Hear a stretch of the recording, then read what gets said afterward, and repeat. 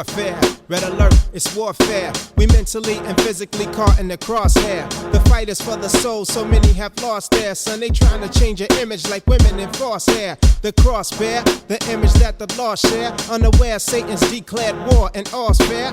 It cost their souls a fortune. The scorching 70 times hotter than the earth's portion. Caution, red alert, caution. They sizing up my people like a slave auction. A toll is taking on the soul of every lost one.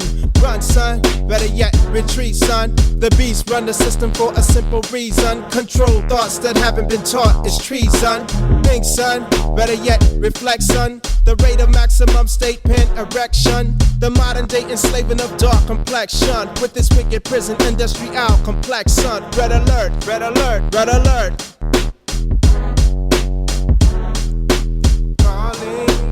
All I got to use, I'm calling. This is an urgent warning, because a storm is coming. Red alert, we don't need no more inequality. And we can't take no more police brutality. So when we see one time, only one thing's on our mind. Lock and load. Red alert, red alert, red alert. Red alert, 41 shots the Bronx heard, but still they let the murderers walk like clockwork. Damn if I don't wanna go make my Glock work like a slave to the rhythm of shots till cops heard. It's too late to convert when you're in the dirt facing your eternal damnation. It feel great when you send the devil. Peace and love to the family. How's everybody doing today? Just want to let y'all know, man, that we really appreciate, you guys, attending to our show, the Aquarian NUR, that we just kicked off.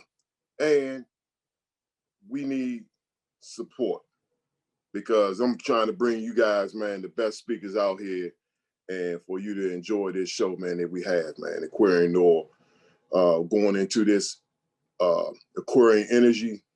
And it's like they say, it's a great reset, and it is a reset, and we need to all reset our minds.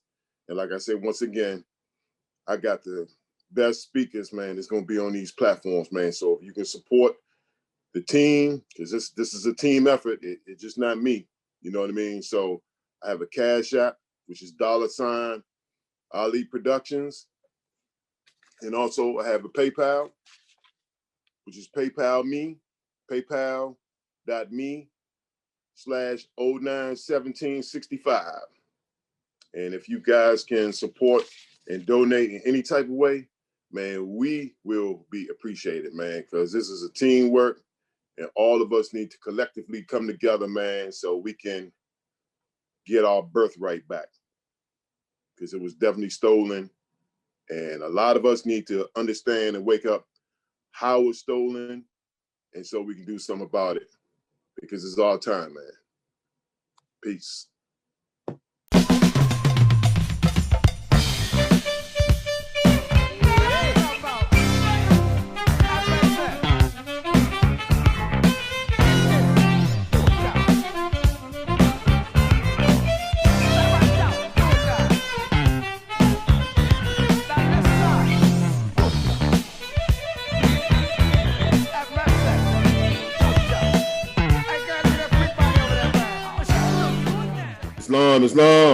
Islam alaikum. All those great sayings, man. Look here, this is the Aquarian NUR, and I got brother Abdul, Talib, Mosi Bay. You might have said a little backwards there, brother Abdul. And we got the brother Shem. Brother Shem and Abdul up in the Philly area, New Jersey. I don't know exactly where, but we got them as our guests today. Morocco, where the British zone, part of the British zone called the Pennsylvania operates. Okay, look, we're gonna get straight into this today, straight into it. So the topic is, are we free? And you know what I mean? We've been seeing a lot of stuff, man, like with this Juneteenth, anything, man, that this government give us, man, we just so happy and freely accept this stuff, man. And we go marching and shooting fireworks, man. Hey, man, look, I can still hear cherry bombs and M80s going off right now, man. You know, we love that stuff, man. You know, but anytime, man, that the government hands us something, this de facto government hands us something, whether it be a damn holiday or any such thing like that, man, I automatically know it's no good. It's no good, man. But look, bring the brother Shem and Abdullah on. Bring him up. Before we get started, what I want to do is I want to reserve my rights. I reserve all my rights as a Moorish national under the 1856 treaty. Any material that's offensive to any state of origin that is a state operates provincial colony called the United States of America, I reserve the right to the original jurisdiction pursuant to the 1856 treaty under the 1912 treaty in the AQUARIAN. I reserve my right to the original jurisdiction of a mufti, judge, or head of state of a Moorish government. I do not give no authorization to anyone to take this as if I'm a United States citizen of the United States or a resident or refugee of the state. Once again, my rights are reserved as a Moorish national of an educational institution where we educating and helping our people out. I reserve my rights to treaty. Yes, we can go on. Shem. Yes. Brother Abdul, bring both up, brothers. Islam. So we ready to get started? We ready to go, man. All right, so we're gonna address this. The topic is, are we really free? All right. Juneteenth Day, are we really free? So we're gonna look at this as far as positive and negative law. So we're gonna start with negative law. The loss of knowledge of our nationality. The loss of the knowledge of our Moorish nationality is an automatic abandonment of claim, which is negative law. When a people are forced, trained, and coerced to not know their country, mother, father, inheritance, descent, heirship, through apartheid indoctrination systems, which denationalized them, stripped them of their knowledge of self, making them stateless persons and refugees foreign to their own culture, motherland, and inheritance. Point one, mother not having knowledge of her nationality and not claiming any national political allegiance to a Moorish nation country. So you'll start Shem, and I'll so on that point, Shem, you'll start with that, expand on that point. Yes, what we're dealing with here is a systematic turn of events is when women who have the baby and the man who is the masculine, who's responsible for protecting the woman and the child. When a man decides to give up his pedigree, meaning that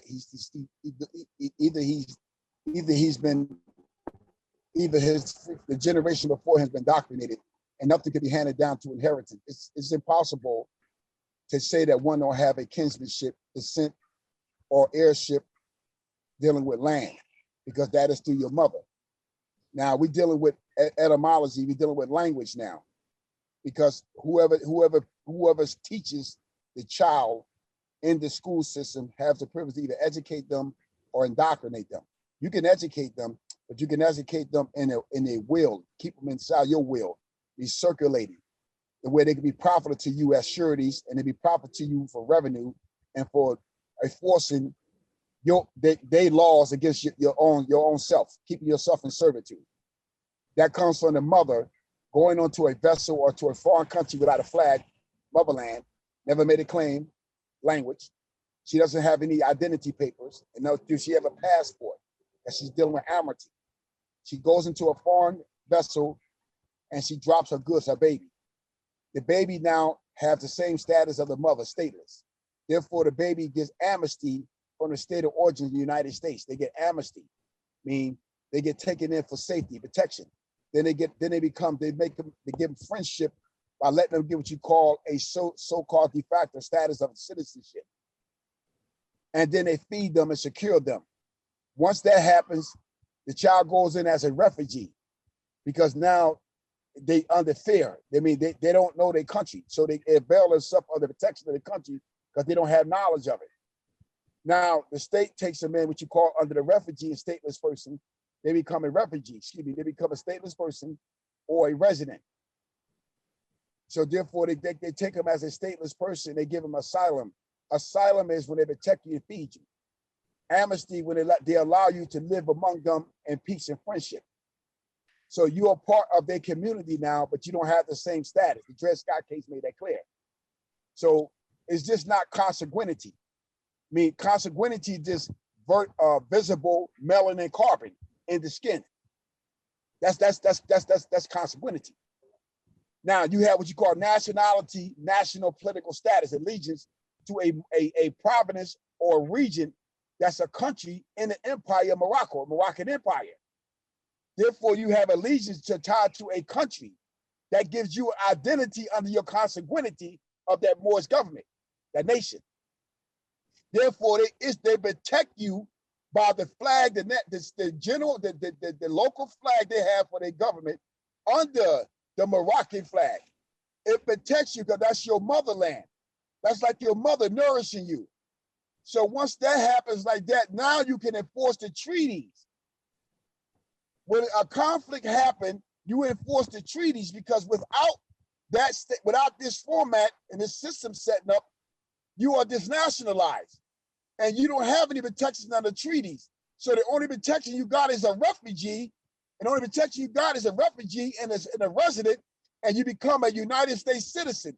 Now, in that status, you can enforce the Constitution and say that your rights been violated. What do you mean, Shem?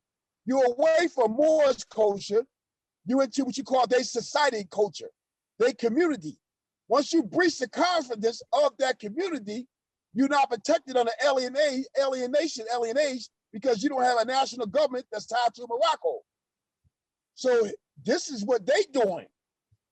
They taking you got protection under the Constitution because the Lincoln signed a proclamation, executive order proclamation, stating that Negroes are protected by the Constitution and they have a right to defend themselves. So when you do it with jurisprudence and equity, mean the value of the jurisprudence, the value of the decisions, the adjudications, the laws, the statutes, the social trust, the Constitution. Equity is the value of all this stuff, philosophy. You can quote the Constitution, remove the case out of the state jurisdiction to the federal government and actually enforce the Constitution to protect your rights because you're not a citizen of the state. You're not a part of their society. See, this is what I'm talking about. This is denying culture. When you said negative law, you're talking about denying culture. So enforce the Constitution if you're a damn refugee or a U.S. national. You can't walk into a United States court or state court and call yourself a Moor because you got melanin carbon, visible melanin carbon, and you say you shouldn't do this. They don't have power to speak. They were forbid by the world body, the world community, not to get involved with Moorish affairs dealing with Morocco. So you ain't got no business being there. And if you accuse of being there, you on a negative law. If they're usurping jurisdiction over you, that mean you unconscious. They're gonna play with you to the tricks and trade. Your mother, starts with your mother and father. They also are part of the system too. They conspire to the system. They are conspiring and don't know it. To put you in this condition, and they don't even know it. You go to birth certificate, you become a part of a bond. You equity, you're surety now. They invest you for future because you work more than gold and silver. You the value, the equity of value now.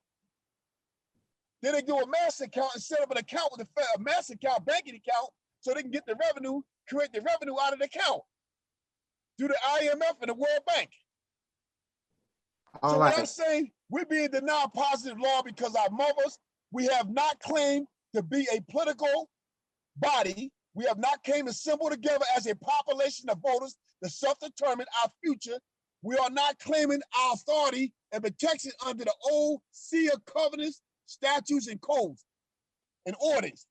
So we'll be denying, we are denying culture, positive, we denying culture because we don't know who we are.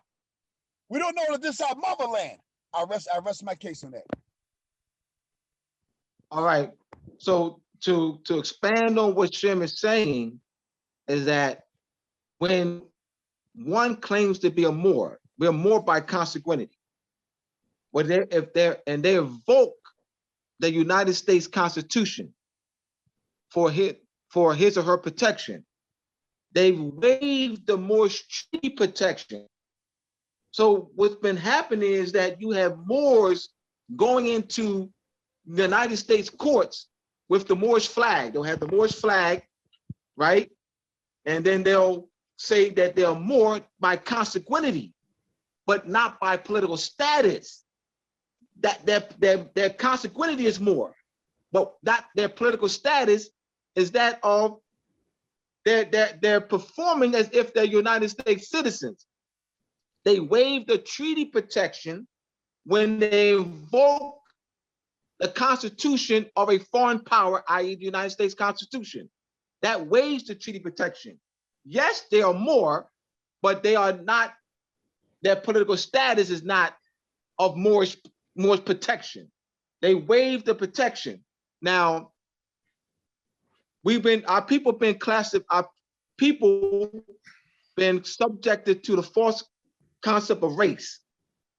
I remember one of my former co-workers, we were discussing during lunchtime about the principles of nationality and how people are not classified by shades of colors, identified by shades of colors. They're identified by nationalities.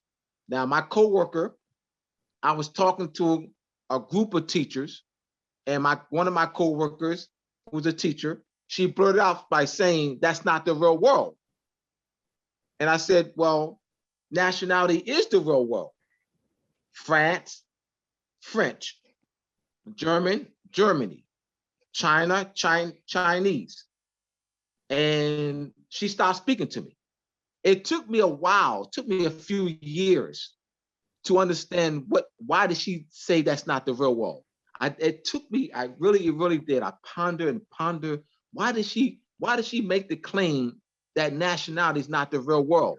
And I said, oh, it dawned on me one day. I said, I get it. Because of the indoctrination. As a teacher, she classifies her students as she's mandated to based on the race and ethnic standards for federal statistics and administrative reporting as Black. You know, how many Blacks you have, how many whites you have, how many Hispanics, how many, how many Hispanics, Blacks, whites. So that system.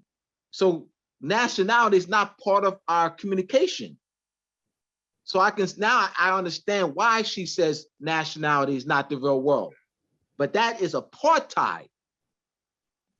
That mindset leads us to abandon our claim, our inheritance.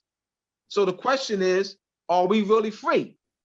Are we really free with this negative law, apartheid mind, which abandons our claim of our inheritance, which politically separates us from our land and affords us and does not afford us protection under Moorish treaties?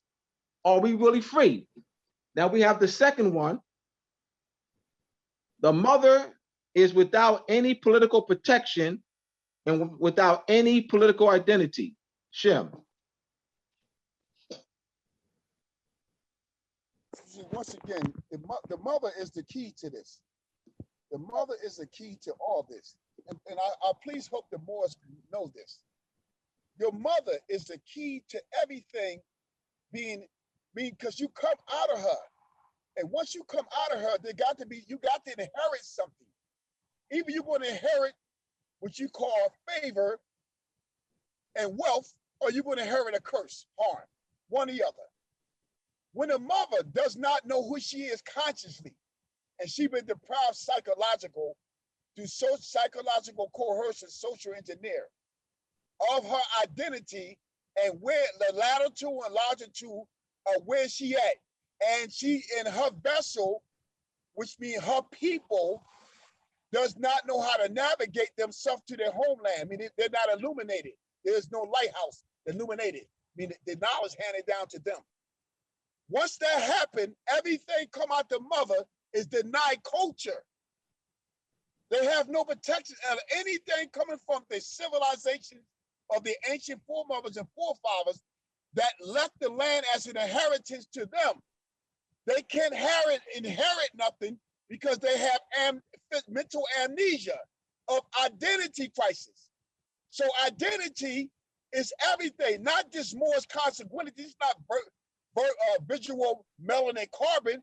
It is conscious of why you got this melanin carbon and what people of the dominion of the earth that they domicile at, and that their dominion was at, and that they claim as their estates, their boundary through longitude and latitude, where you from.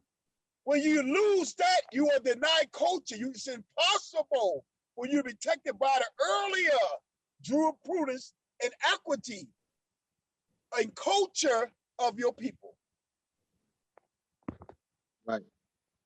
Now, what I've been doing over the past year is looking at doing a dichotomy, nationality in the sense of consanguinity, nationality in the sense of political allegiance. So you have the nationality, national political status and allegiance, and nationality consanguinity. Now, our people, not knowing the concept of nationality, I recall another point in the classroom. I taught nationality to over 5,000 students in the Kansas City Public School. And out of the 5,000 students, only one student out of 5,000. This is that we're in terrible shape here. Out of one student out of 5,000 asked me, "Mister, what is your nationality?" Whereas the other students asked me, "Mister, what are you? What are you?" Now, initially, the student asked me, "What are you?" I paced for a few seconds, and he changed and said, "I mean, what's your nationality?" I walked over to him. I said, "Excuse me, you mind my asking you where you're from?" He said, "My family's from Trinidad and Tobago." I said, "Oh, all right." The reason I asked because your cohorts have, they've never asked me the question, "What is my nationality?" They would ask me, "What am I?"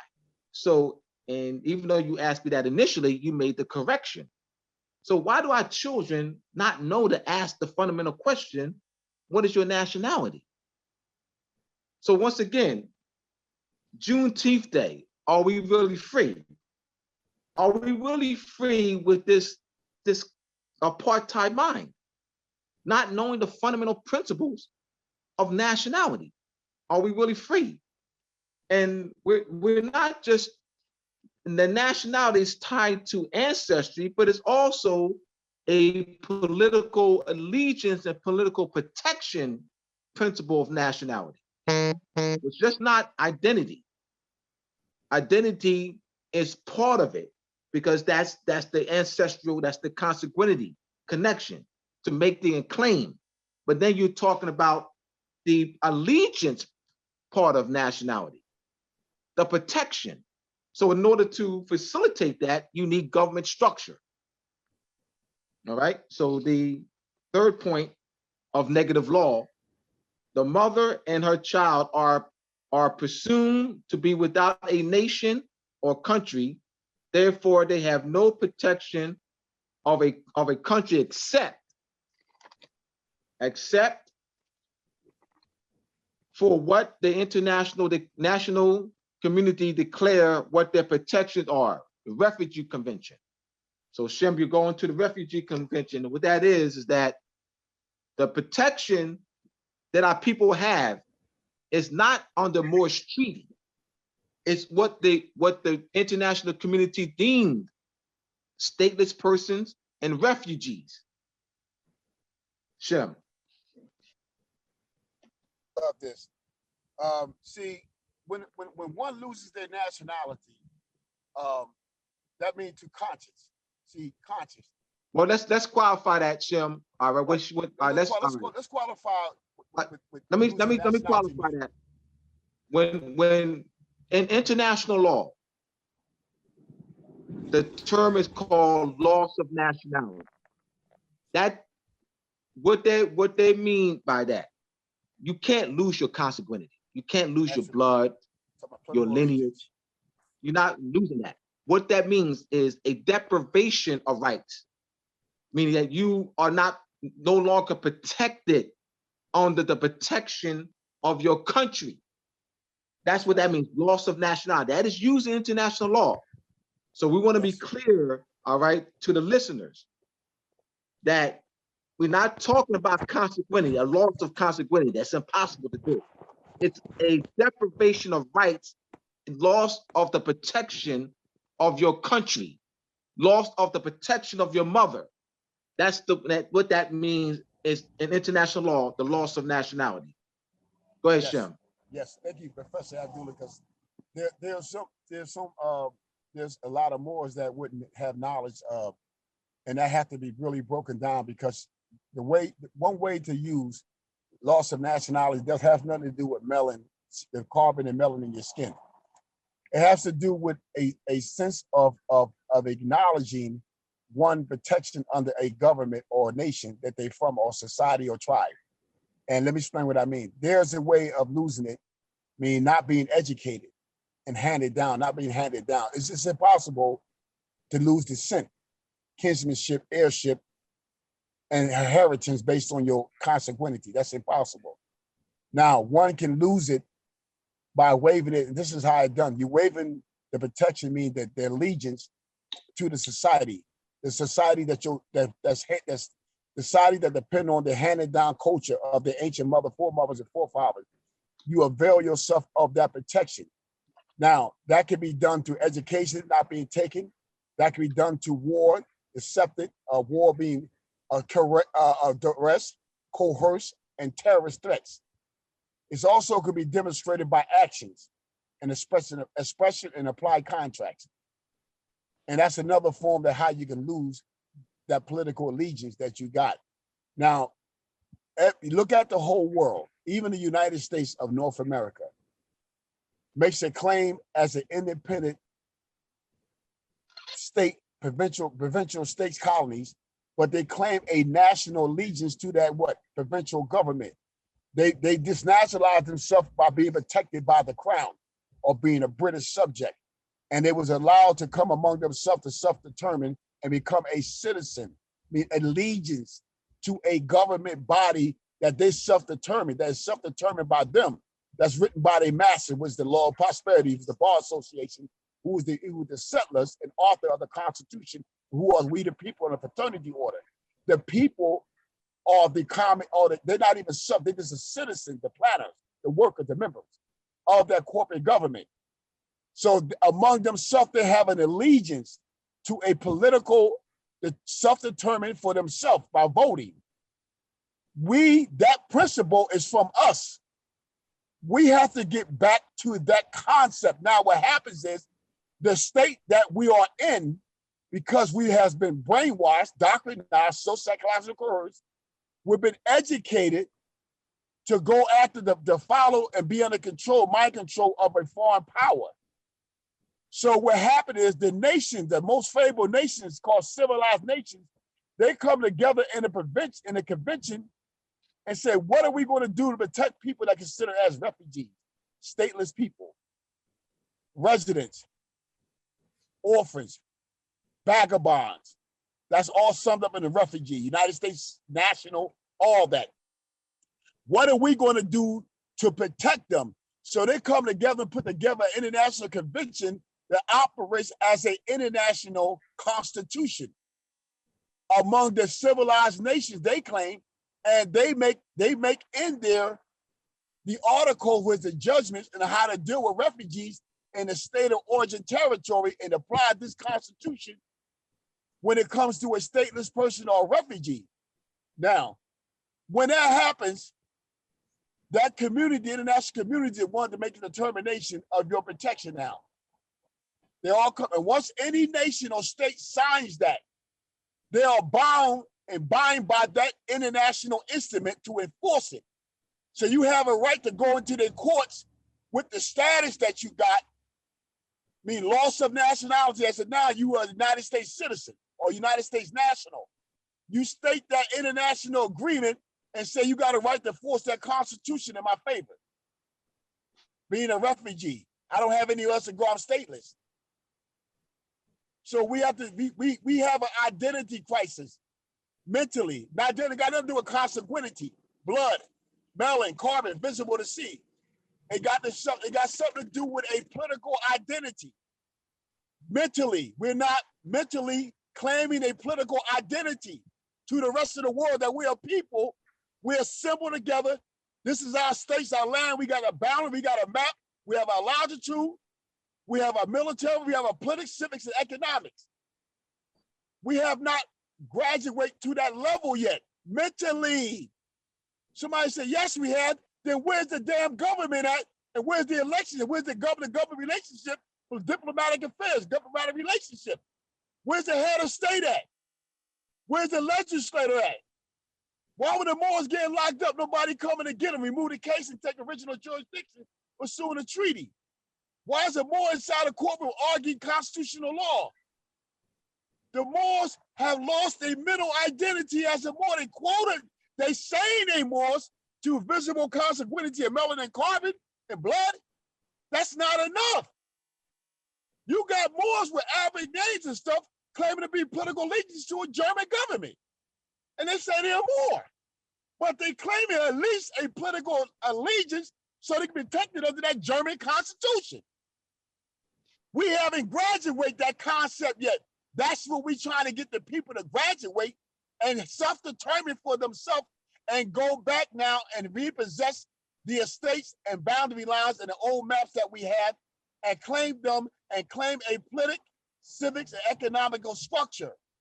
And then go ahead and have a relationship with the treaty nations. And then then descend to the international body and ratify all these conventions and reserve our right in them under our own political structure, social trust and constitution. The trust that protects you is the constitution, the social trust, what binds all the communities in the province together to regulate commerce, civics, political authority, administrative law. That's what it's all about. We try to get the Moors to reach that high illuminated state in their mind so they can claim their political identity. In Morocco, these people are claiming identity in the occupied sovereign territory and they claiming it, and then they're not turning around saying I'm German. They claiming their constitution. They claim to be United States citizens of a state of origin, a political organization. If you see them doing that, saying they got protection in their own constitution, they're assembling together to have their elections, they turn around educating their people about their land and their history, then we have to reach that elementary mindset of identity and a political structure. Once we do that, we have redeemed ourselves. Go ahead, Nobles. Go yes. Now let me present a case here. Hausenstein versus Linham. Hausenstein versus Linham. All right, that is a treaty case. Hausenstein, Solomon Hausenstein, who had purchased 3 properties in the political zone where operates in the British zone or more soil in the British zone. He had lived on more soil and operating in the political jurisdiction of Virginia as a resident for several years. Now, Haldenstein transitioned. His relatives, his houses were sold. Now, under the treaty between the Swiss Confederation and the United States in 1850, why that's important? Because Haldenstein had never renounced his citizenship to Switzerland. He had never announced his allegiance. He didn't come through immigration. He didn't announce his he never renounced his Swiss citizenship.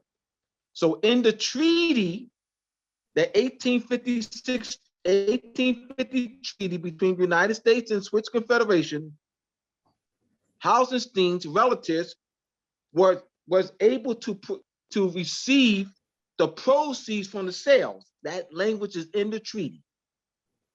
Why that's important? Nowhere in that treaty where it says United States Constitution, United States codes, United States statutes, United States statute of law. So why are Moors quoting United States Constitution? Why are Moors? Haldenstein's relatives did not do that.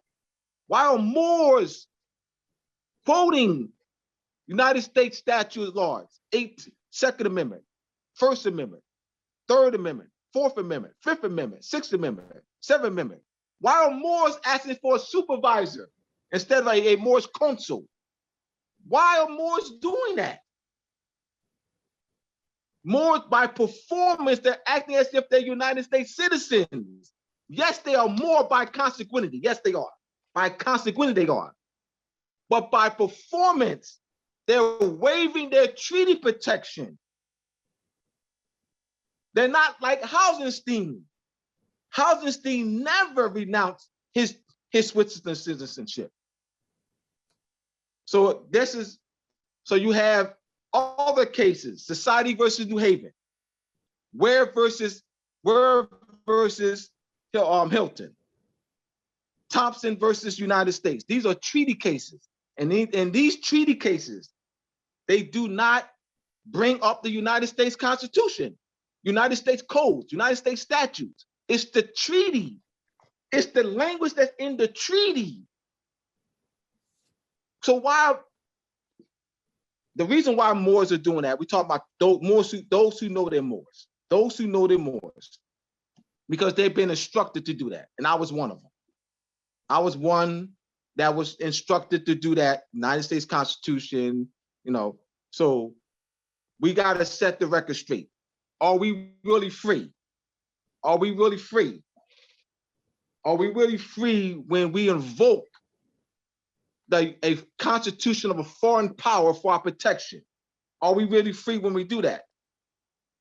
We're not calling on the protection of our Moorish treaties. The 1952 case between United States and France in International Court of Justice. This was where who had the most favored nation status? France or the United States? There were three types of treaties that were used to adjudicate that 1952 case. The first type of treaty was the bilateral treaties between Morocco and the European powers between 1631 to 1892, between Morocco and Belgium, Morocco and France, Morocco and Sardinia, Morocco and the United States, Morocco and England, Morocco and the Netherlands, Morocco and Germany. So then you have, that's between 1631 to 1892. The second type of treaty that was used to adjudicate the case is the Act of Algiers of 1906. That's the International Conference of the Act of Algeciras, 1906, and the Act to Protect Morocco, 1880.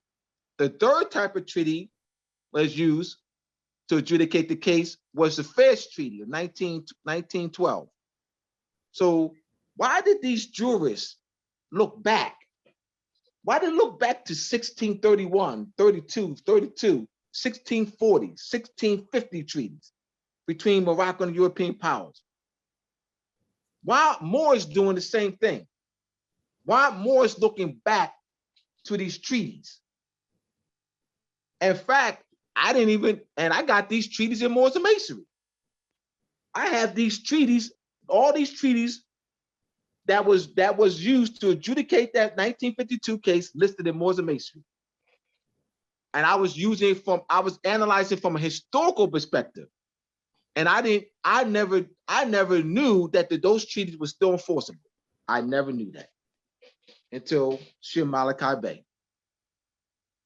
So I want to give honor to Shem Malachi Bey for bringing Moore's Masonry more to light for me. My own book. More to light for me. Right. All right, so we're going to get into the pot remedy, and Shem addressed some of the remedy points.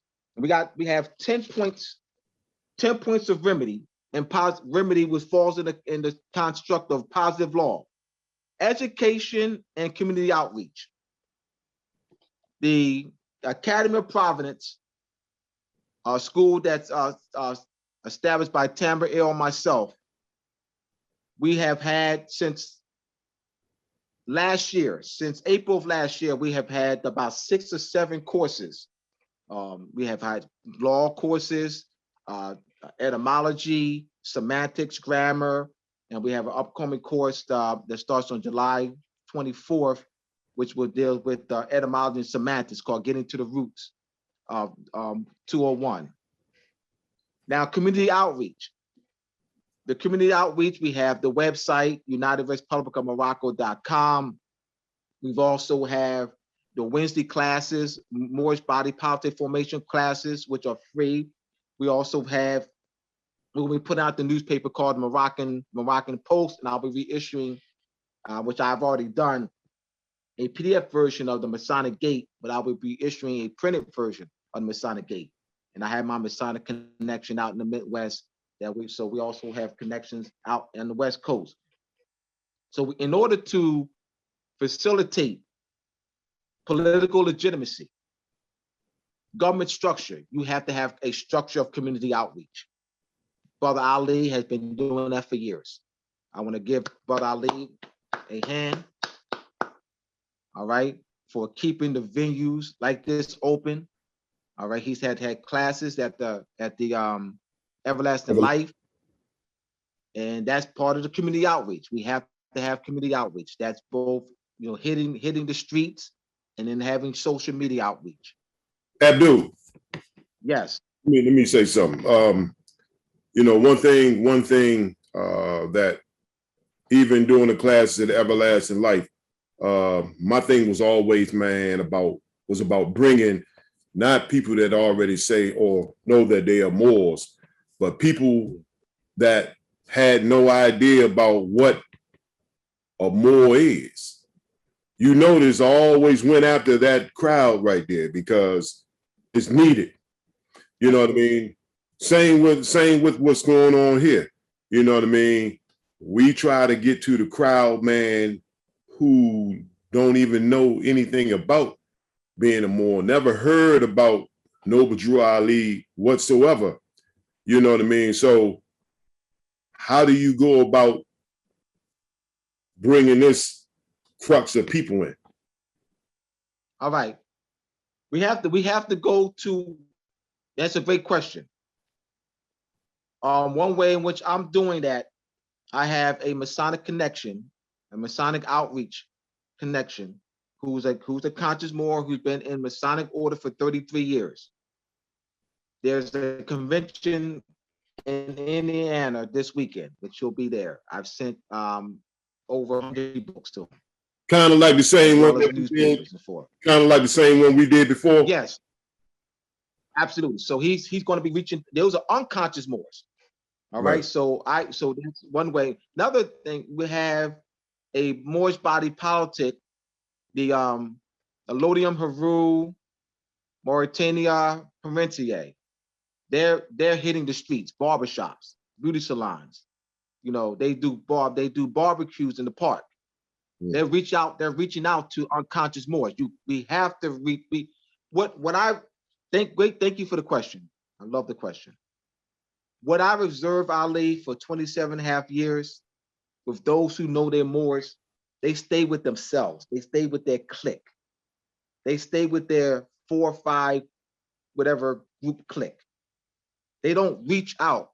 Ali, we have to, they don't have a community outreach to reach out to 10,000 people or whatever it is. That's one of the weaknesses. One of the weaknesses among those who know their Moors. If we stay among ourselves, we have to develop a large community outreach. Let's say 100,000. Let's shoot high. Let's say we want to have a target of to reach out to 100,000 in a year. Right. And then have the logistics. We don't do things like that. And you know what I've been doing over the years, but we have to do that. We cannot stay among ourselves. And then if we do the social media, Ali, it's only conscious Moors. If like say we just on Facebook, that's only conscious Moors though.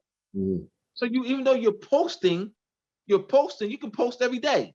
Right. You only posted to your friends. That's only conscious Moors. Right. You only posting to conscious Moors.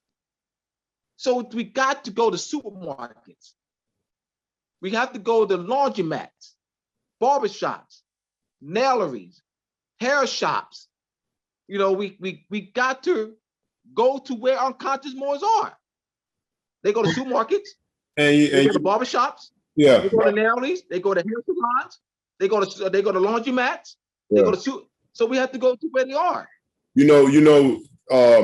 One thing also, the Quran, it says, man, bring the people, man, to what we're doing with beautiful, teachings, man, beautiful words and beautiful teachings, man. And it's this one sister, man, that she's really been checking us out for a long time. And like last week, and she been looking at us for about maybe 3-4 years. And she said, man, I'm finally starting to get this now. You know what I mean? So it's a thing of patience too. Like you plant a seed, man, but you gotta give it time to sprout also, man. Cause there's a lot of people, man, we just gotta be patient with people. You know what I mean? Cause when you've been indoctrinated and brainwashed, like you said, from since you were a baby, and just like Brother Shem said, you know what I mean, the mother is the first teacher. So anybody whose mother is not aware of things and in that nature, man, the child is going to be a part of that nature. I mean, that's in the circle 7. In the beginning, where it says it says the child is of its mother, So it's a thing of patience, man, and all those outreaches, man. We just got to get into even more. We can't do it just by ourselves, But carry on, bro. I just wanted to say that. Absolutely. Thank you, brother. Thank you. All right, number 2, and Shem talked about this. Let me ask something, Abdullah. Let me say something. So, see, our ancestors knew that nature was the thing that can pull you out of servitude. That's why I say even nature teach you things. Now, let me explain what I mean. The unconscious Moors that doesn't have anything to know about their Moors consanguinity, doesn't even know about political identity. There have to be, let's look at in agriculture, farming, and raising livestock. There have to be tools invented and ideal in mind how to use these tools. Media, people banding together talking about what they're doing and having a form of a media where as though they put it out in the opening, what they are doing. And there is some sort of like education with the Academy of Providence is doing. This is why we get in the media, so we can tell the people that we have an academy that's of a nice price to educate people, and also show them that show them the security and protection that they need, and that's affordable to them to inheritance. So there we have to create tools. This is what we have to do, the conscious Moors. We have to stop looking at ourselves as if we're in the world by ourselves and we can do this by ourselves. No, we need to prevent the tools. The tools are there. We have to access the tools and use them to bring our people in. This is called bait, media, conversation, looking towards a direction, seeing something being done is the tools. Like farming, you need instruments to farm, whether they're modern or old. They have to have the knowledge how to till the ground, how to plant the seed, and how to hedge it in, how to grow it. When it reaches the maturity stage, all this is just like when you're doing all this and showing your offspring and showing the people in the community that this is how we stay alive. Then we go out and say fishing. There's a way of showing it, demonstrating it. That's a form of media. Advertising it. You handing something down through knowledge. If we can work that way, them tools, we can help our people more faster. Good look. All right, so the second point, assimilating the Moors as a population to government. Assimilating the Moors as a population to government, to form government. Assimilating the Moors. Now, in order to have, in political science, you have this term called political legitimacy. That in order for a government to be legitimate, it needs the consent of the people. So in order to get the consent of the people, you have to what? Outreach to them.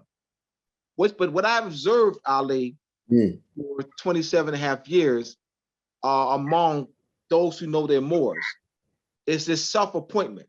King, prime minister, grand sheik, self-appointed. Right. No elections. Right. No elections. Like you're the prime minister of the Moorish nation. When was their election? When was their national constitutional convention? When was a Moorish national constitutional convention, a Moorish national election? So this self-appointment, I've seen that for 27 and a half years. You have, other thing I've seen, Ali, is you have five Moors that assemble and they come up with a name, Moorish National Federal Government, Moorish National, 5 people, 5 Moors out of 40 million. Out of 40 million, 5 Moors come together and say they are the Moorish National. That is not political legitimacy. 5 out of 40 million? We're showing the world that we don't know government. We're showing the world we don't know government. So education is paramount. Right. Shem, you want anything to add? Anything to add to that? No, that's it. Listen. Professor Abdullah is right. If you're going to get the unconscious Moors, it's going to have to start among ourselves.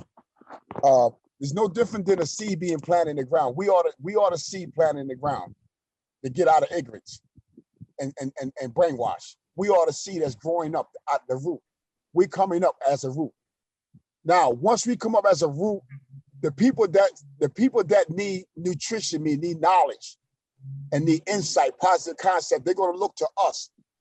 We're going to be the fruit. We're going to give off the fruits, meaning the words, the knowledge, so they can listen and take it in as nutrition, mental nutrition, so they can be fed and depend on the land that the root come out. See, we coming out of a mother, out of a land. I have to go back to nature. By the words, the fruits of our mouth, are going to feed our people, nourish our people when they listen. Then they'll look at the farm. They'll look at the farm, meaning the land, as a dependency. I mean, our people look at us having a structure for dependency and the media, and we can get out of this.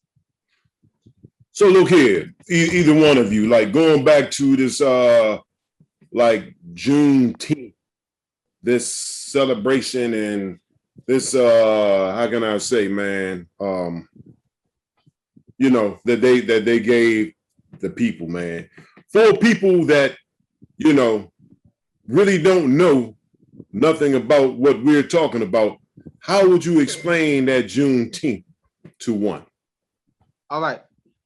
Well, what Shem and I decided to do, Ali, in explaining the Juneteenth is that you got to look at the principles, look at negative law and positive law. Right. So they can have a full understanding. All right. This is why we're looking at race and nationality. Why do they think they're free? Because it's the issue is not so much June. What is the issue of Juneteenth Day? Right. That's the day that we're free. Right. But are we really free? Right. Also, we're outlining these points to show that we're not free. Yeah.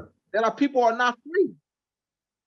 So we're explaining by the principles that how are we really free when we're using negative law, racial classifications, black, Negro, colored, to identify ourselves. Mm-hmm. How are we really free? How are we really free when that is not connected to the family of nations? China, Chinese, Irish, German, Nigeria, English, Japanese, Vietnamese. Exactly. So black, Negro, colored doesn't belong. So how are we really free? How are we really free when we have no knowledge of our culture, our consanguinity, our ancestry, our land? How will we free when a foreign power is taxing us, using it as sureties? Right. How are we really free? So we're laying out these points of what freedom is. Our people don't know what freedom is. What constitutes freedom? So we are in the positive law of what constitutes freedom. What constitutes slavery? What constitutes a people being enslaved? So this is how you will explain Juneteenth Day. Because our people, they think they celebrate that because they think they're free. Why they celebrate it? Because they think they're free. That's why they celebrate. No. They think they're free.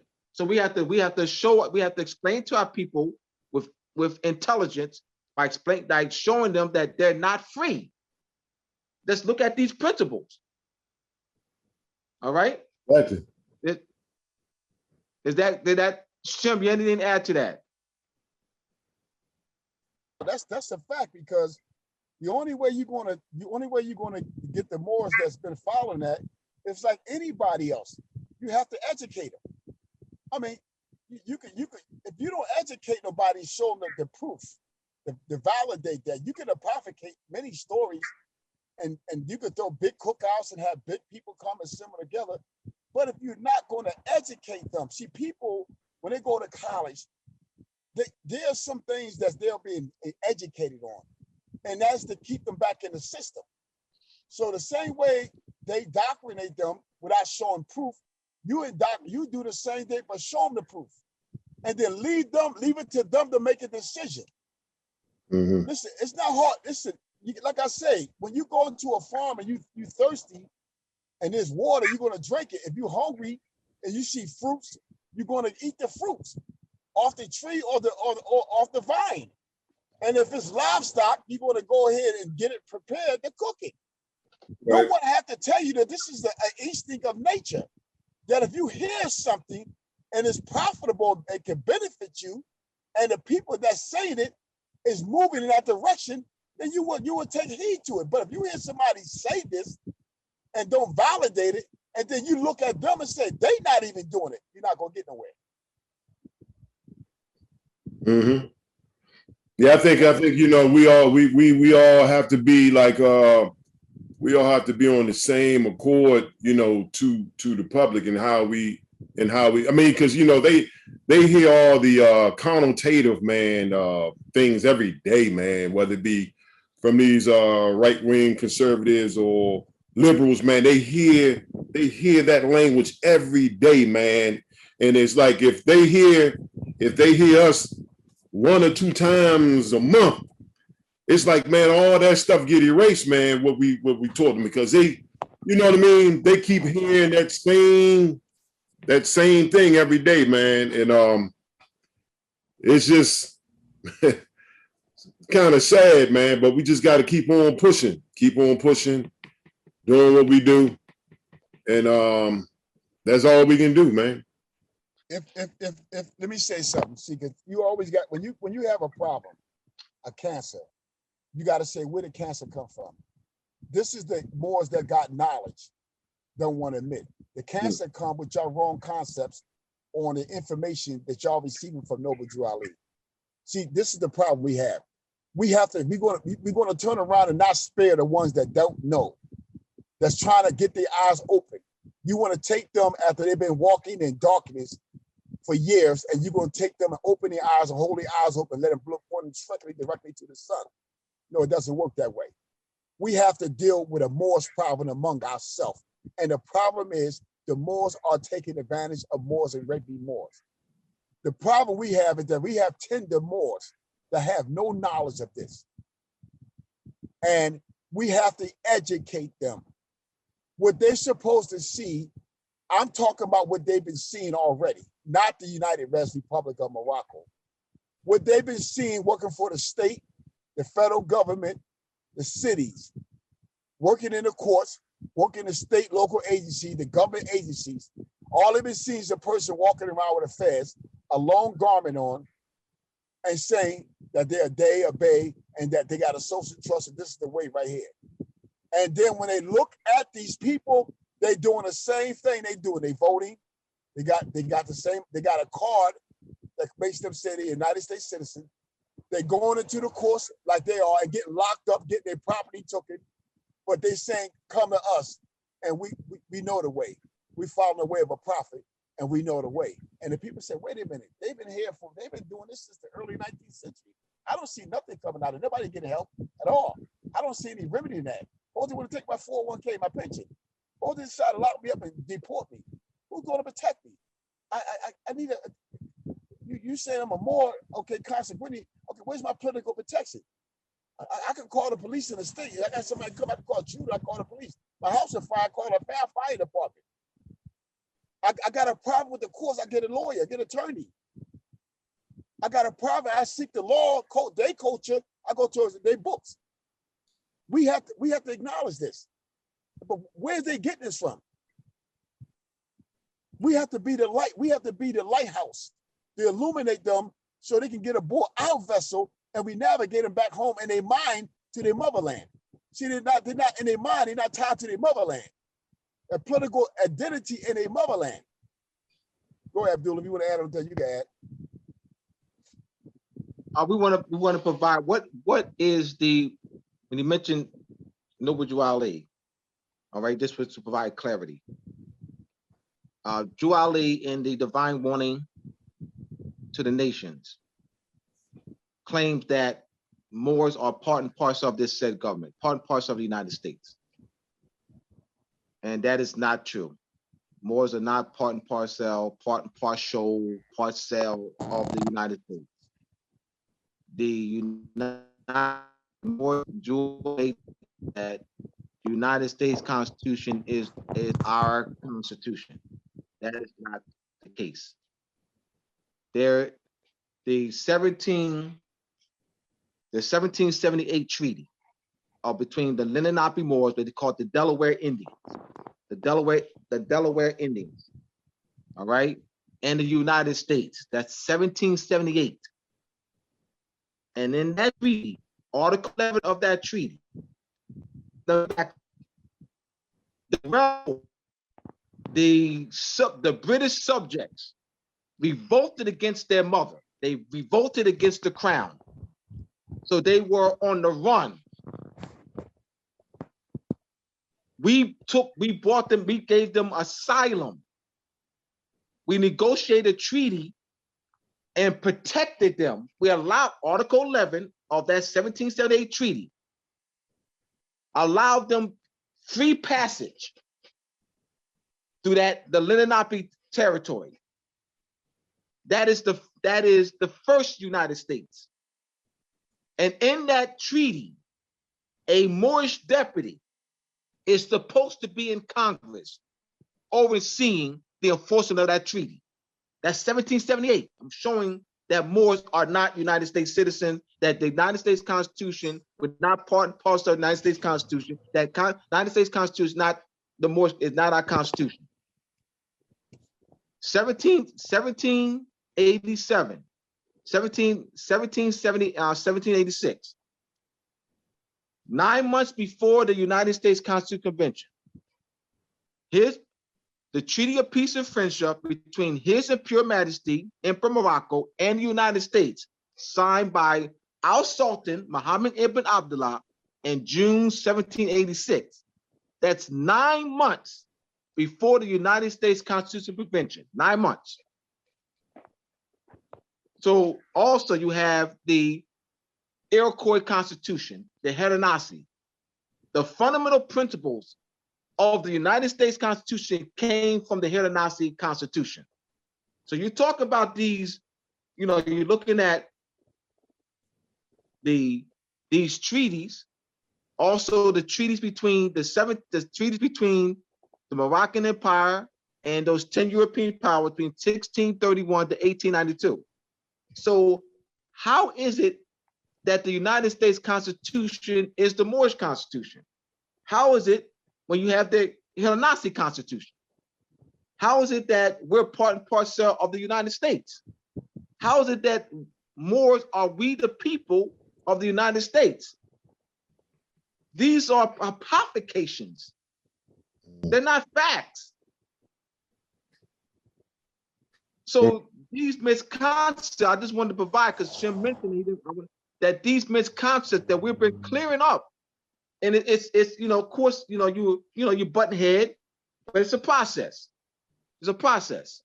Right. And then, so we're gonna stick with the principles. All right. I mean, we must be very clear.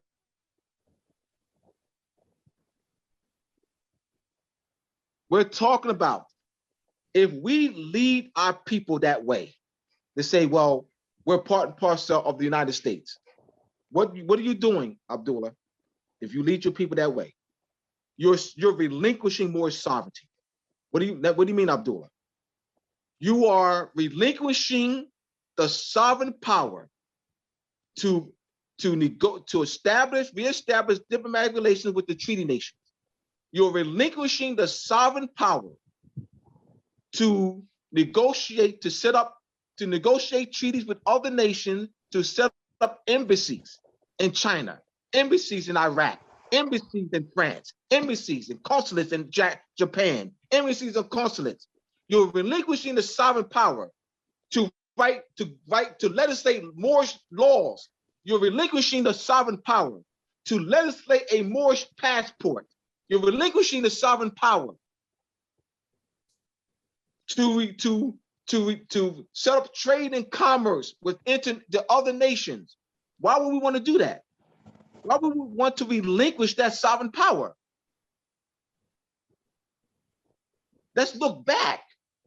Mm-hmm. Let's look back. We got to clear up the misconceptions. I'm for the people, brother. I am for the brother. I am for the people. I'm for the people, brother. I don't follow no man. Brother, hear me out. I don't follow no man or woman. I follow the principles. We must be very clear. Taj Tariq Bey, for the first 3 years, he said, Abdullah, don't follow me. Don't follow me, Abdullah. follow the principles. If I sell out today, if I sell out today, you leave me and you continue to work. He instilled that in me. If I sell out today, don't follow no man. Follow the principles. This is why we educate. The problem is the people have not been educated. And I continue to hear those who know their Moors. Such and such said, such and such said, such and such said. Brother, you're not fearing them. You're not fearing them, brother. Right. You're not, brother. You're not raising them, bro. Means they can't go, they're not saying according to the treaty, according to this treaty case, according to, they don't speak like that. According to the Act of Algiers, according to the Vienna Convention of Consular Relations, according to the Vienna Convention of Treaty Relations, according to this treaty, they're saying according what so-and-so said, so-and-so said, Noble Ali said, such and such said. There's too much of that. That is a weakness in this Moorish movement. We got to kill that. Right. We got to root that, man. I mean, I've always, with me, ever since I got out of religion, right? I said I would never follow no one else. You know what I mean? And it would have to be the things that I know that carry me. Of course, with Noble Drew Ali, I mean, hey, man, always respected the teachings of Noble Drew Ali. But I look way beyond that because we've been Moors long before that.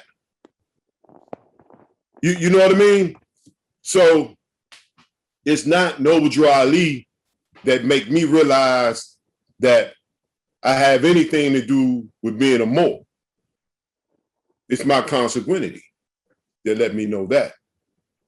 You know what I mean? But I agree with that, man, that we need to have our own, we need to just know how to naturally think without, following someone all the time or mentioning, it's like the Nation of Islam, they always talk about the Honorable Elijah Muhammad, this and that, man. I don't follow that type of ideology, man. Well, let me say something. Yeah. So because we've been hearing for a long time, you hear brothers and you hear sisters say, "Well, I don't follow religion." I do, because religion is part of culture. I don't follow indoctrination, and miseducation, because religion is part of culture. Geometry, trigonometry, and a lot of things that it carries with that. Longitude, latitude, measurements of time, calendar, dispensations, building infrastructures in the earth. Yeah.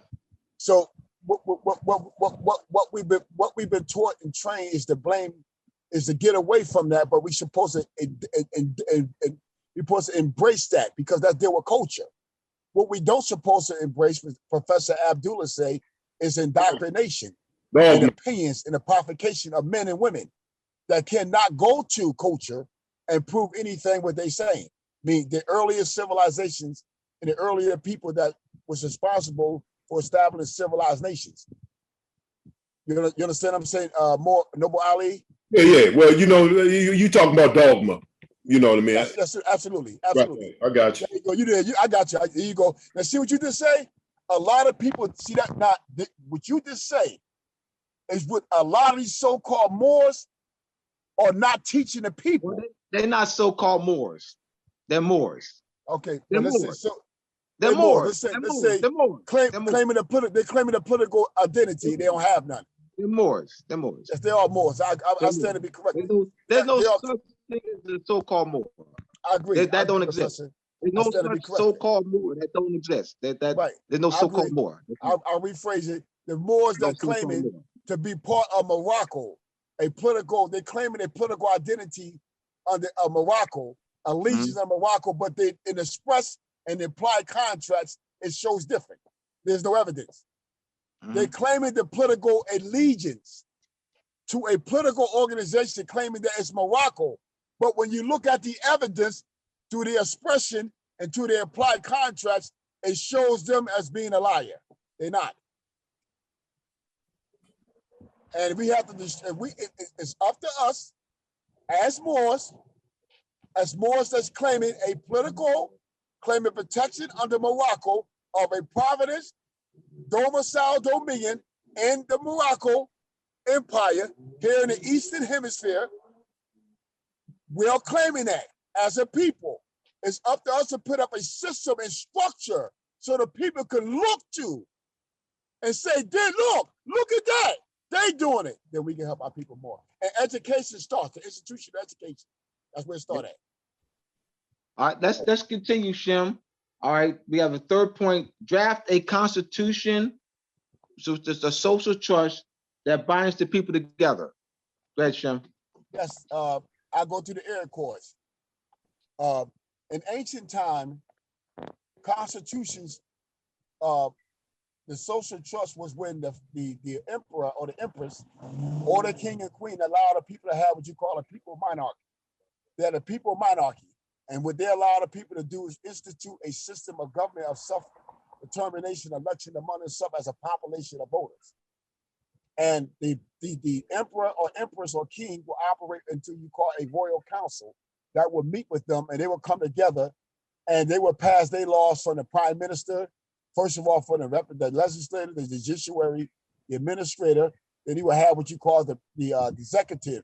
And that part is broken down to a president, and over top of the president will be called the prime minister, because the prime minister will be the one that will go into the royal council of the emperor or empress or king and tell them what their intent is, and they will meet together and they will what you call negotiate and reason among themselves so the empire won't be split, and they will have peace among the empire. Now, the Air Corps Confederacy knew this mystery, hidden knowledge. The United States copied off of them and got instructions to form a legislature, a judiciary, and a judiciary. And what I mean is that even under the crowns of the Great Britain, the Irish and stuff, these are not just Albions. These are visible, melanated, carbonated people, Moors. The Albions just raised to the power as a descent or kinsmanship tribes in them nations, that the domicile territory of the Moors in Phoenician and Mesopotamian land, which spread it out, meaning they married among themselves. They married their sisters. They weren't allowed to marry anybody with melanin. That's how they brought their numbers up, and that's how they started flourishing in numbers. They learned when they did that. They looked at their kinsmanship elders, which were the Moors, and said, if we're going to be civilized and be a government, we have to do what they did. See, nobody's teaching this, and this is what the United States did. Look at the Lenape and the Air Corps Confederacy and formed the government. The Crown agreed with allowing them to do that because the war was expensive. It was costing the Crown. By the way, the Crown still held jurisdiction over them because they didn't have title to the land. They still was paying for the lease in the jurisdiction, occupying jurisdiction of these crowns. And so the Crown ceded to them certain fiduciary responsibilities as trustees.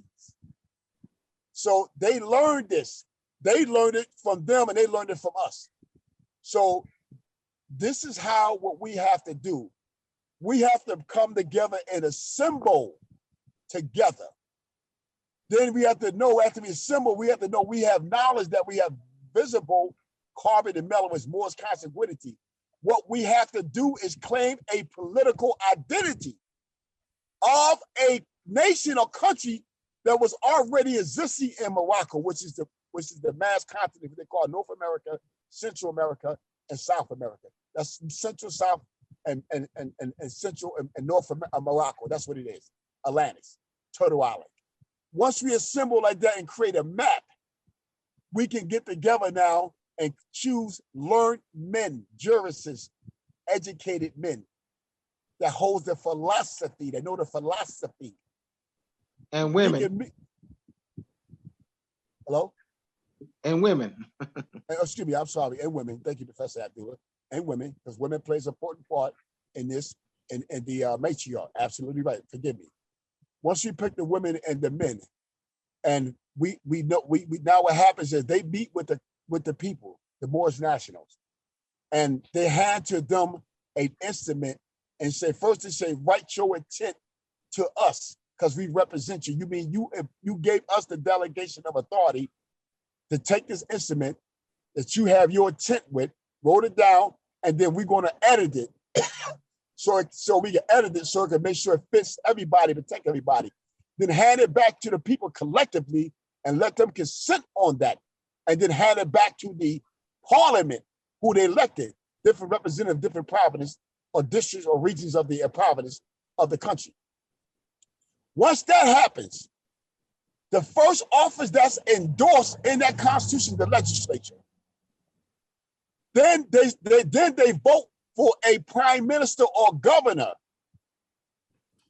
Then they vote for their judiciaries to head their causes, whether it's, now they vote for the judiciaries on the national level and they vote for the judiciaries on the local level. They don't have to vote for the administrator.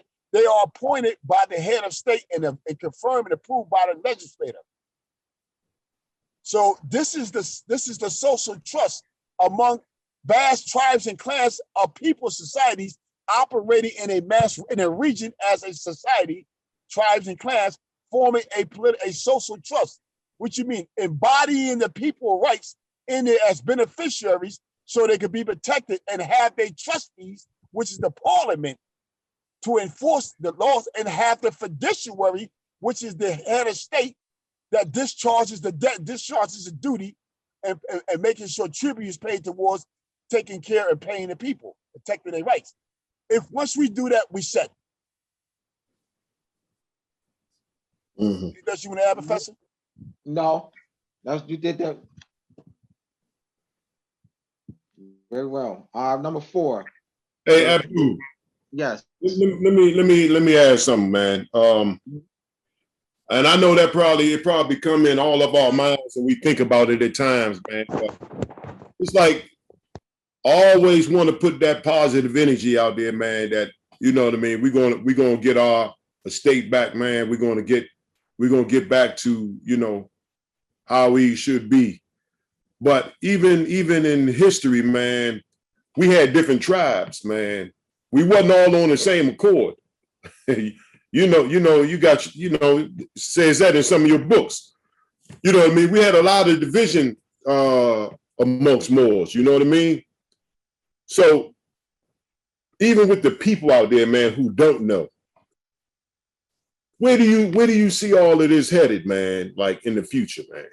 All right, let me answer that. It's on us. It's on us to determine where the future goes. Right. The power of the future is in our hands. It's on us to get out to the people to stop just being with 5 Moors. 5 Moors, 3 months go by, 5 Moors. Right. 6 months, 5 Moors. 8 months, 5 Moors. 9 months, 5 Moors. 10 months, 5 Moors. 15 months, 5 Moors. You haven't reached out to. No, I'm not exaggerating, brother. When I do these things, brother, I don't exaggerate. This is from observation. And I'm saying is that we have to get out of that.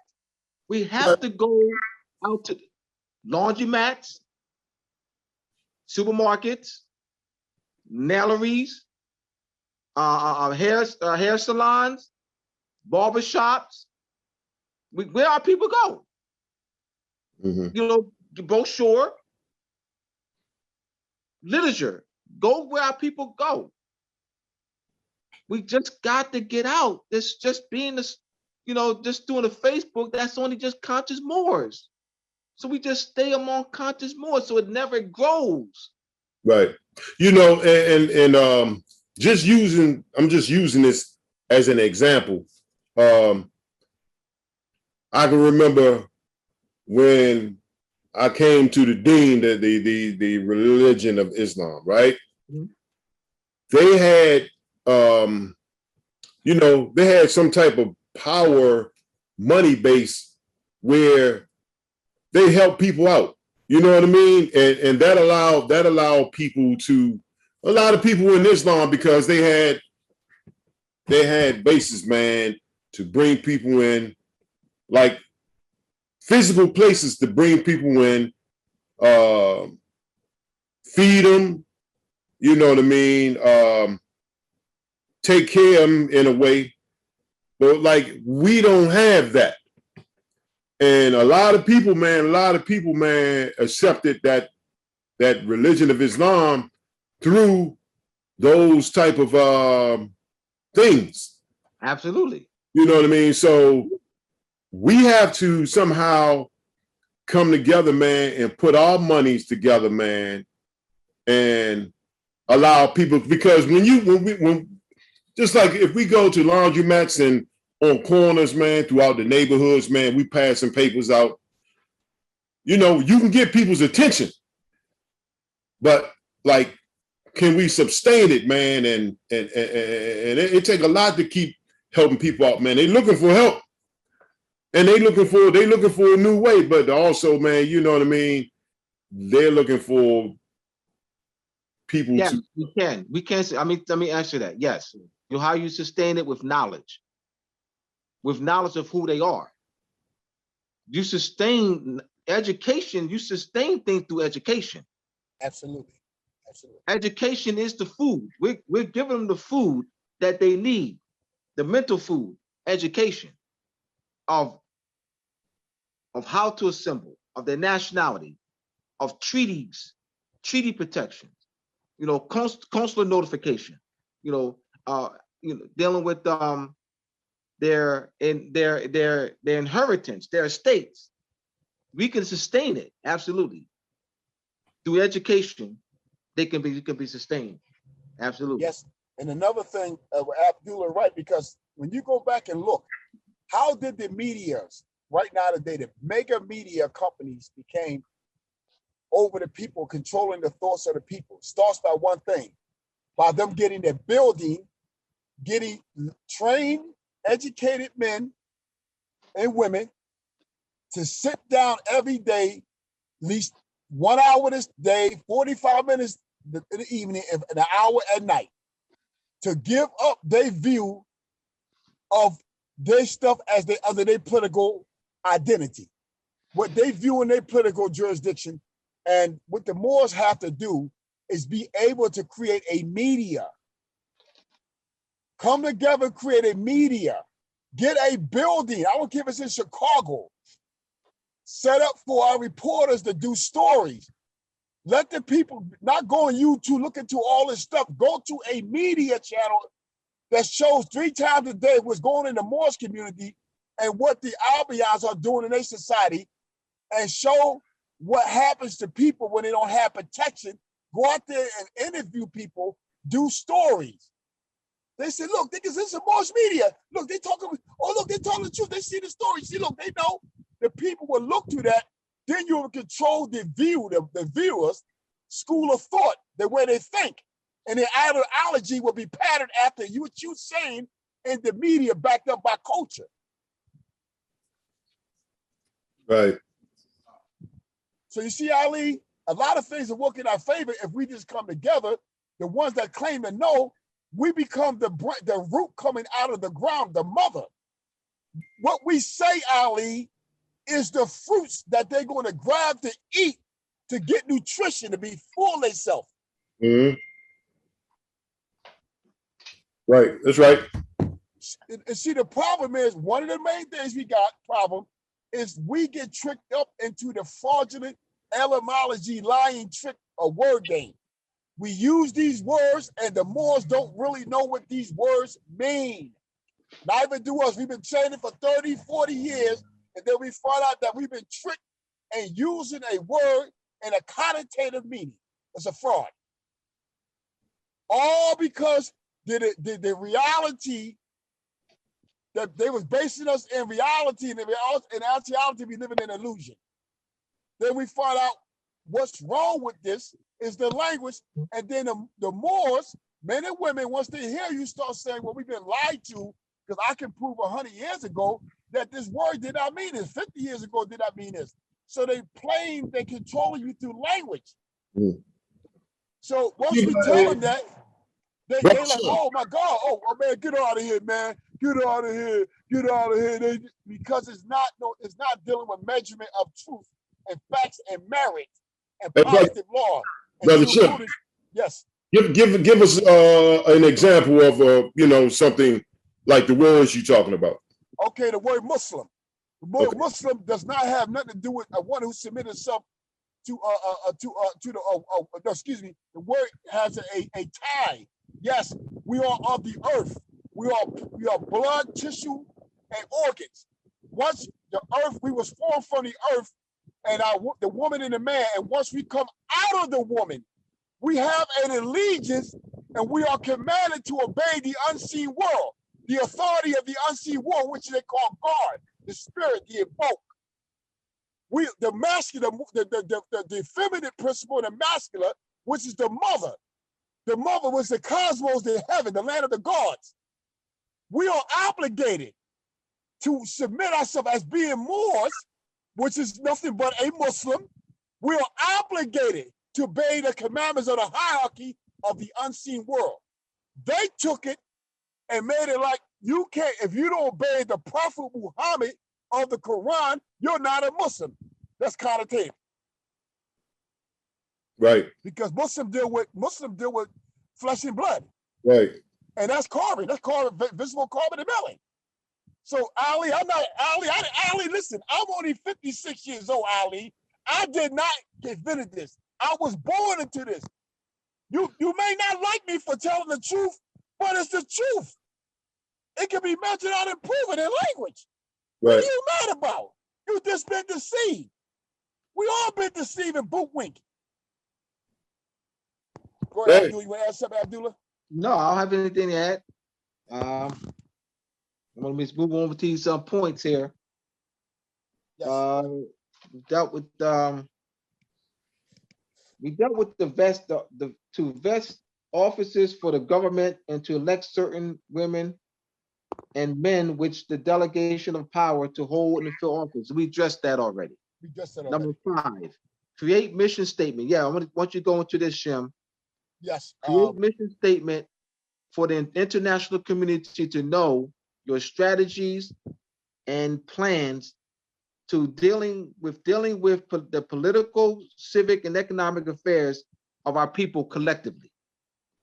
Now, once you claim a political identity, meaning you claiming a political identity of a nation or country that's already existed in the continents, North, Central, South Morocco, which is also called Africa, on the Eastern Hemisphere where we at. Once you claim that identity, you come as a political body in a government. The government creates what you call a mission statement, which is a business plan and a proposal of what this government is about, what it got to offer for its people, what is in the earth, what is dealing with bartering, economics, what is dealing with civics, what is dealing with territorial jurisdiction over land, development, the construction, mineral control, minerals investment, and protection of the livestock and animals. That is called a mission statement. The reason why you do that, to put them on notice that no one else can do this but us. No one is going to do this in a territorial jurisdiction dominion but us. That's why it's important to have a mission statement. All right. Number 6, create a political boundary map for territorial jurisdiction. Now, I'm glad that we're having this conversation about this. Ali, let me say something. The Moors has been deceived. Moors, men and women have been deceived to have been taught and trained by the lying philosopher, the lying opinionators that the Bible is not a book of reference that we can use. That's not true. They're Moors. Right. The sea is in a book of Moors. Hear me out, Ali. They come before the Quran. They come before a lot of these modern day spiritual divinity seers. This is a book of Moors, melanated people. Not only in the book it teaches consanguinity, it teaches political identity. Being part of the stock of House of Abraham, the stock of Abraham. That's the nationality, national status. So Moab, the House of Moab, the tribe of Moab. That's a political national status. Right. So what I'm saying is that the map that we're looking at now, they have flipped the compass around. We're on the east. This is why people want to realize how come the same architect, genealogy, archaeology, ruins, and grave sites and tombs here in Morocco, Atlantis, and Turtle Island are the same down in Hapafatah, Egypt. Well, these nations had commerce with each other, and they had treaties among each other, and they also domiciled through treaty as a occupying political jurisdiction in these different lands. Now, it's a known fact that Egypt not only fed the rest of the world, but it also protected nations that was foreign to them. It's a fact that Egypt, the treaties with nations in the land of Canaan, Israel, Moab, Arabia, into treaties with them and had municipal political land here, where Egyptians exercised the right to their own laws and practices under treaty in this land called the land of Canaan. This is why their ruins are found here in the tomb. Nobody is teaching the truth like this. This can be proven. This is not a fraud. Let me give him a reference to him. Yes, There's a book called America BC by Barry Fell. America BC by Barry Fell. All right. And then he has other books. When that America BC, they're in the Colorado and other areas, they found Egyptian sarcophagus, also underground cities. So America BC by Barry Fell, and there's other references. You have Ancient America magazine, Ancient America magazine. You can go there, and they'll have a lot of archaeological evidence. I just want to provide support of what Shem is saying, all right, so that people can go to the sources. Gotcha. Right? All right, so let's look at well, Shem, you did not address the map.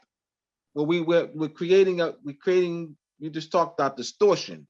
You just distortion, but talk about as a government body creating a political map, mapping out the political the territory of where we'll be operating. All right. Number 7, for head of state of the government to appoint Minister of Foreign Affairs. Okay, let me deal with the map thing, Abdullah. Right. See, yeah. Once our scientists, once our astronomers start coming together, and what they do is they go back and look at the old maps that was put together by the ancient foremothers and forefathers on longitude and latitude, and the old names of them territories, provinces before they gave treaty. Even when they gave treaty, they don't change the status of the territory name. What they do is they create a map, and they map the political zone based on the people there in that region or that province, and they create a map stating that the old towns, the cities, and the counties are in the ancient province of that nation. And when they create that, they draw it on paper, and they put it in their mission statement to notify the other contracting nations to treaty and the international community what is going on. What is the political exercise and jurisdiction that they have, original jurisdiction, as for their military and their police, and their boundary lines for a state ownership claim of land and property. So that's what that would be for. The next one, Nobles, go ahead. All right, for head of state of the government to appoint Minister of Foreign Affairs. Right. Now, once it's a vested office that's put there by the people, they have to delegate a man or woman to fill that office. And once they fill that office, they have certain responsibility and duties based on the constitutional instructions that's in the Constitution. And what happens is that person, based on constitutional authority, can create what you call a cabinet. Once they create a cabinet, then they can fill the cabinet. They elect and appoint someone to fill the cabinet, but at the approval of the parliament, because the parliament is the only lawmaking power to confirm who has the power to hold that seat for the benefit. I mean, in other words, they are stepping in the shoes of the people by approving them. The parliament, by approving them, that's saying the people approve them. That's the delegation authority the representatives hold when they put in that office, when they fill that office through the delegation authority of the arm of the voters, which is the population of voters, men and women. Once that is done, the head of state can fill that office and get it confirmed. And then once that's done, that party is the one that operate for international affairs. I mean, anything dealing with that government internationally, whether it not cross just overseas, but dealing across political boundaries. They have the authority they have the only exclusive authority to have jurisdiction in that foreign matter. No domestic government, no domestic power or branch of the government has that authority but them. They are delegated that authority by the head of state and the parliament, who's instead of the people. So when the parliament approve them, it's the people putting their seal on it too. Because they both jointly together. You couldn't have the parliament without the people. Anything else? All right, this just to keep in line that this is the remedy.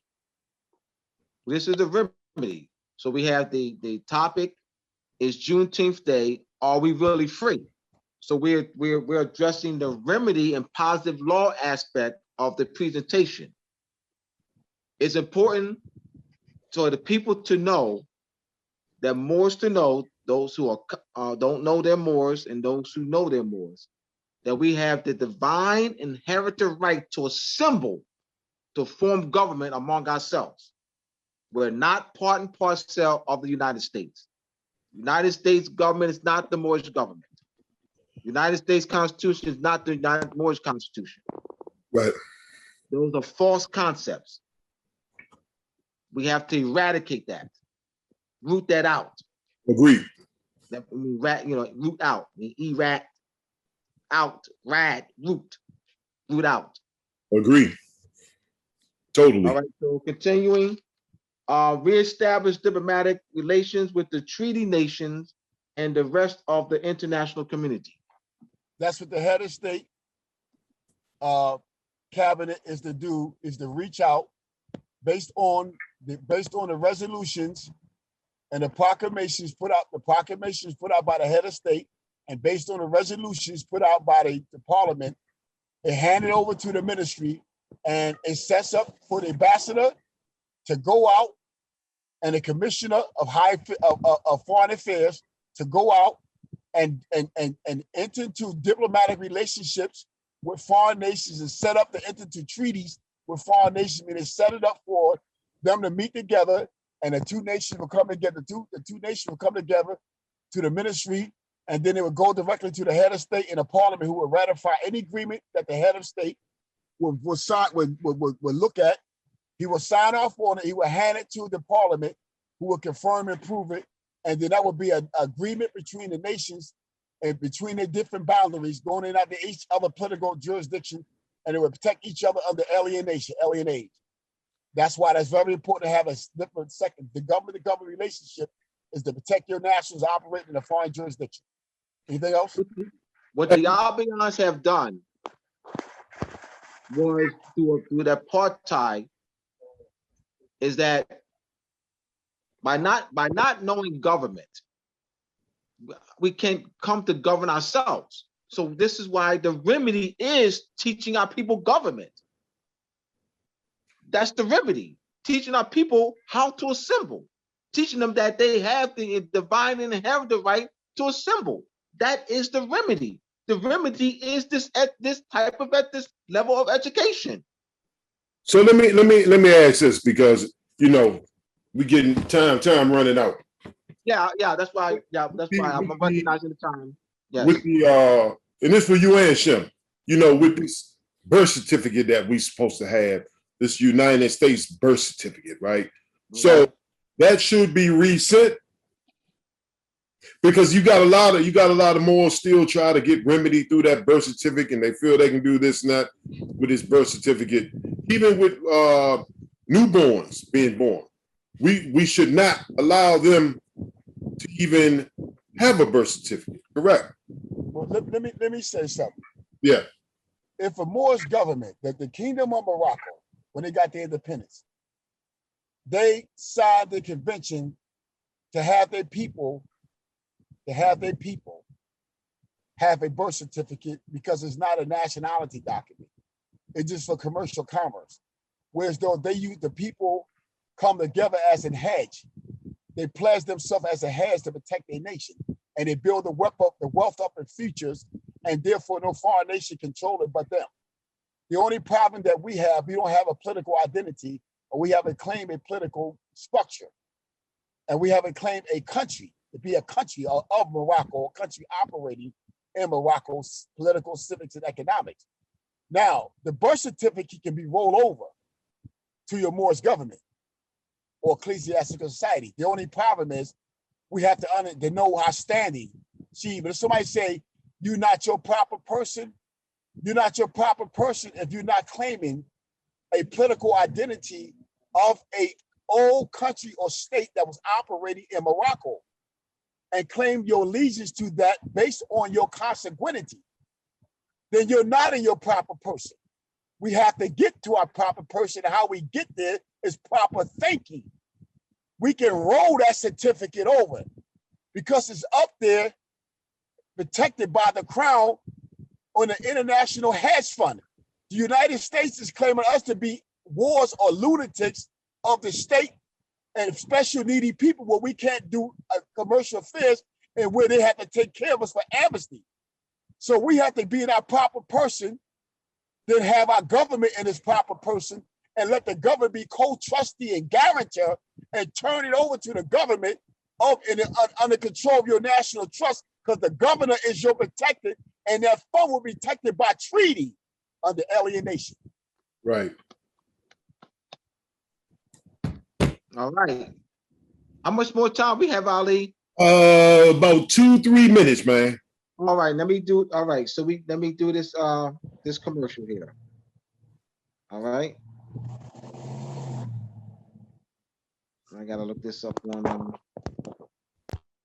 somebody Facebook.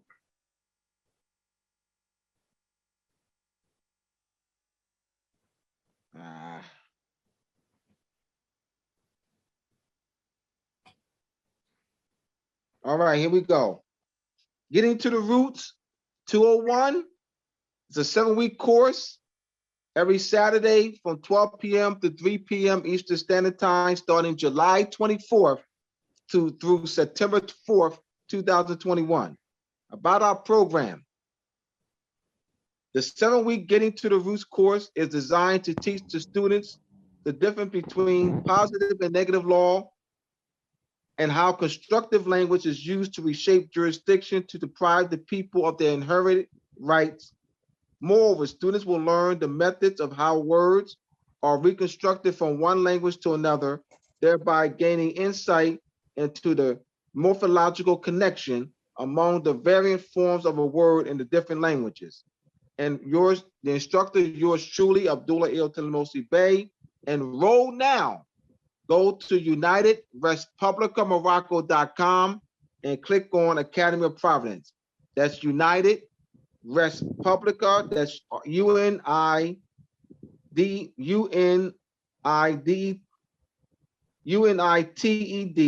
Res, RES, Publica, BLICA of Morocco.com and click on Academy of Providence.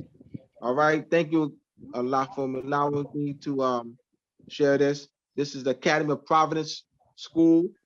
All right. And looking forward to seeing y'all in less than 2 weeks.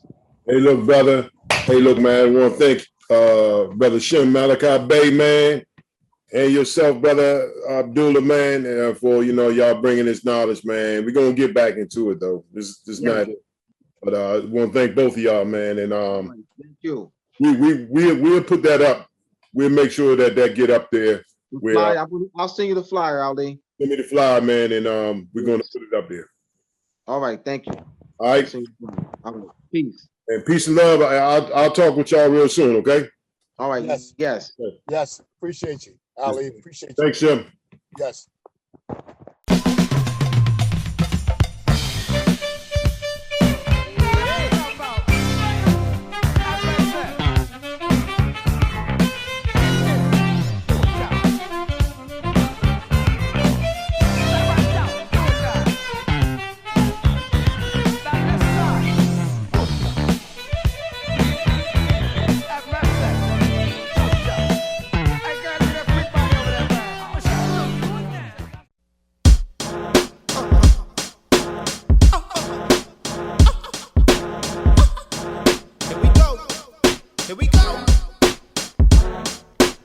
Warfare, red alert, it's warfare. We mentally and physically caught in the crosshair. The fight is for the soul, so many have lost their son. They trying to change your image like women in false hair. The cross bear, the image that the lost share. Unaware Satan's declared war and all's fair. It cost their souls a fortune. The scorching 70 times hotter than the earth's portion.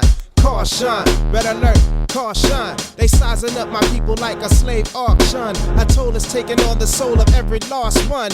Run, son, better yet, retreat, son. The beast run the system for a simple reason. Control thoughts that haven't been taught is treason. Think, son, better yet, reflect, son. The rate of maximum state pen erection. The modern day enslaving of dark complexion. With this wicked prison industry out complex, son. Red alert, red alert, red alert.